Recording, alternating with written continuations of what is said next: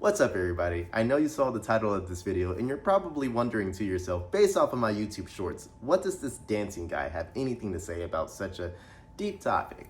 Well, I'm not gonna say this is a motivational video, but I am gonna say my personal experience of how I became a dance teacher does have its effects on people.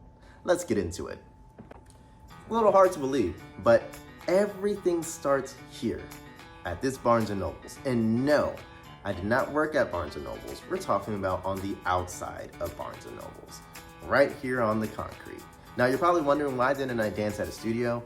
And to be fair, I did have a studio that I always wanted access to, but I just couldn't figure out how to get inside. No one ever answered the phone. We'll get more into that later. But for now, I was out here. And hip-hop tradition kind of dictates that we do practice outside.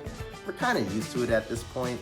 So with that being said, I have the concrete to let me know every time I do something wrong, or I have the weather to really toughen up my character, or I have people passing by and watching and either being impressed, taking out their phones and recording, or they're getting a good laugh and hoping I just didn't quit my day job. Throughout this entire journey, there's 3 questions that I had to answer, and the first one being, are you willing to do the thing despite the area being not so ideal, despite people watching or people not watching, and despite it just being uncomfortable? Because let's be honest, concrete does not feel nice. Now the answer for me luckily was yes, because a couple had seen me dance and practice there for so long and seen me practice so many times. They see me at my best, they see me at my worst, they still felt compelled to ask me, hey, have you ever thought about teaching classes? Around this time, a hip-hop teacher was pregnant and needed to take a hiatus from actually teaching. And it just so happened that I happened to be available and a commodity. You see, I'm the only breakdancer in my town willing to teach breakdancing. So with that being said, I said yes. I went and I did a mock class just for the person hiring me to see what I can do. I passed with flying colors. So for a year, I was teaching classes and it was awesome. I was passing off knowledge, getting a place to just train, practice, and create. I was making connections. It was beautiful. I came to work every day excited until one day I came to work and the studio was closed down without warning. Things were getting pulled out of the studio, all sorts of furniture, all sorts of things. And that was the end of us in that building, and I was panicked. Luckily, there was a plan B. We were operating outside of the fellowship hall of a church, which wasn't exactly ideal. As you would imagine, backspins and headspins don't feel good on carpet, but still possible. Either way, that was the temporary thing that we had to do, which led me to my second question. Will you still do it even when things look bad? I mean, things aren't gonna always go well, and things aren't gonna always be smooth. Sometimes there's rough patches, sometimes there's just straight up brick walls. But are you still willing to do it? And I'm glad I did. After weeks of teaching in this very unconventional environment, once again, we were taken under the roof of another studio. Because of their generosity, we were able to operate as a separate dance studio entity until we were able to find another building. Now, I didn't realize that this would lead to other things. But first and foremost, this studio and building was the exact building that I had mentioned in the beginning of the video. The building that I had always wanted to dance in, and I just wanted to know more about.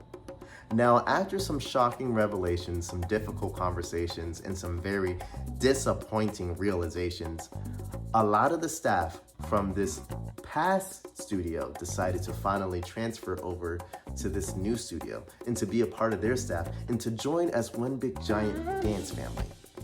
And I can proudly say, since then, I've been a teacher at that studio for like the past 8 years. I've been teaching for 9 years.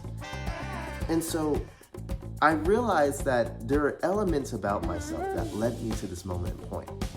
My obsession for dancing and my obsession with breaking things down and hyper analyzing the things that I really care about and love, which happens to be dancing.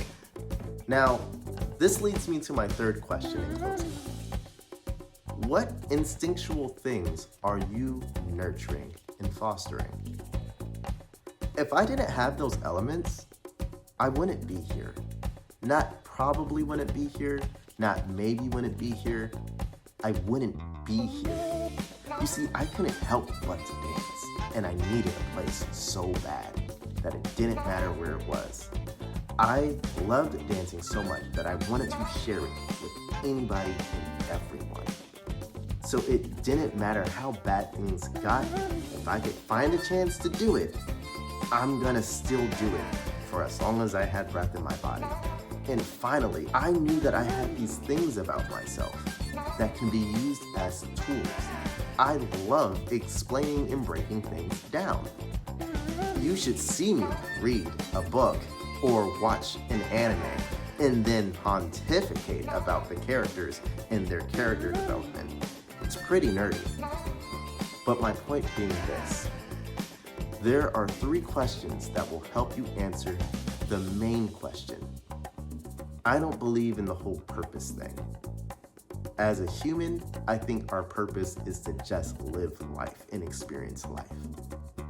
But mission is something different. Mission is what drives you. Mission is what keeps you focused. Mission is what helps you answer those 3 things. So I'm gonna ask you this final question. What's your mission?